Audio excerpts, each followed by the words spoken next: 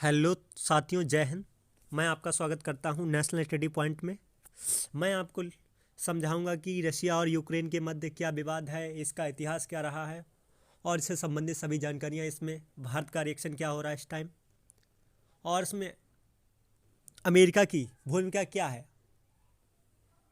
तो सबसे पहले जानेंगे रशिया। रशिया एक अखंड रशिया के रूप में फेमस था इतिहास में, और यह पहले यूएसएसआर मतलब सोवियत संघ, यूएसएसआर यूएसएसआर ऐसा संगठन था जिसकी full form union of Soviet socialist republics, जो 1991 में टूटा।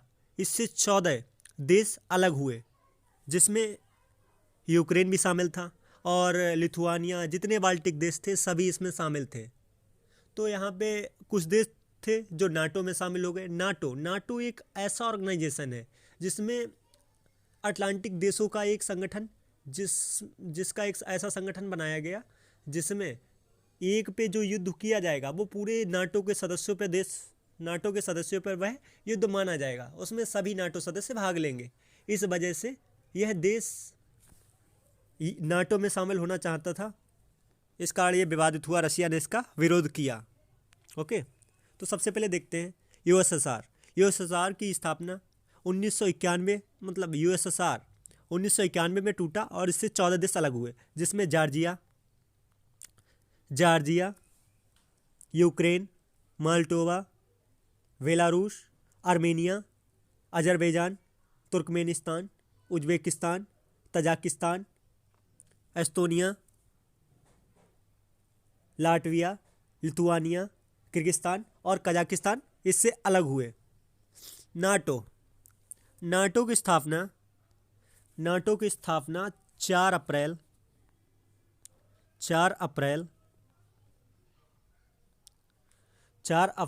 1949 में हुई।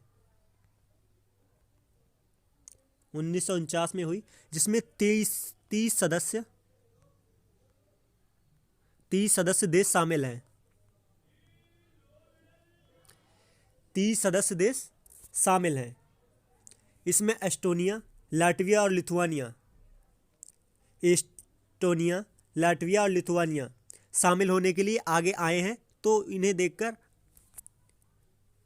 देखकर यूक्रेन भी आगे आया है। इस कारण रशिया ने इसका विरोध किया है, तभी से ये युद्ध की स्थिति बनी हुई है। ठीक है, तो पहले देखेंगे इसमें शामिल देश। तो इसमें सबसे बड़े बड़े देश शामिल हैं। पहला देश है तुम्हारा यूके, स्पेन,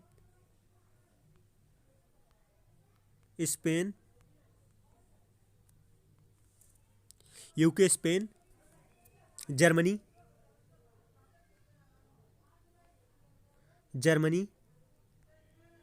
फ्रांस और इटली। ये नाटो के बहुत ही फेमस देश हैं। सबसे शक्तिशाली, इसमें सबसे शक्ति रखने वाला देश, विश्व की सबसे बड़ी महाशक्ति यूएसए भी इसमें शामिल है।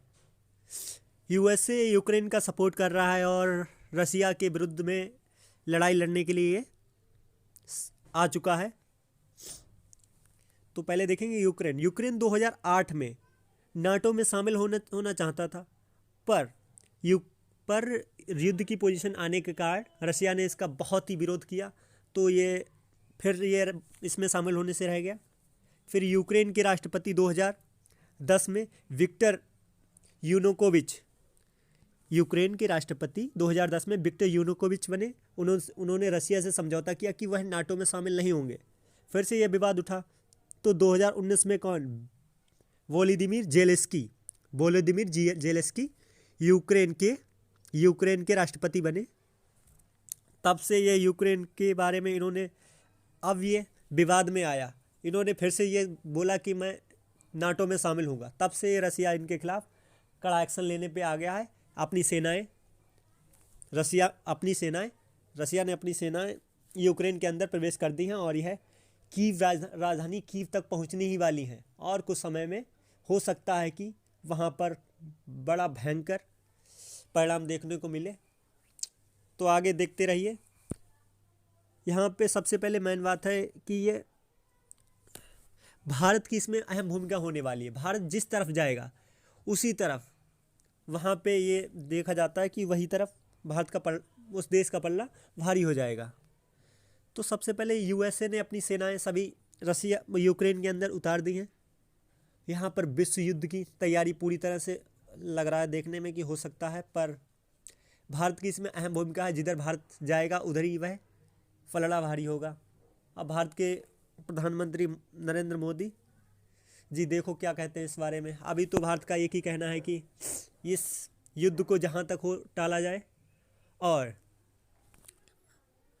आपस में दो देश बैठ के समझौता कर लें, जिससे कोई और इस देश के मामलों में अपना पैर ना अड़ा सके। ठीक है, तो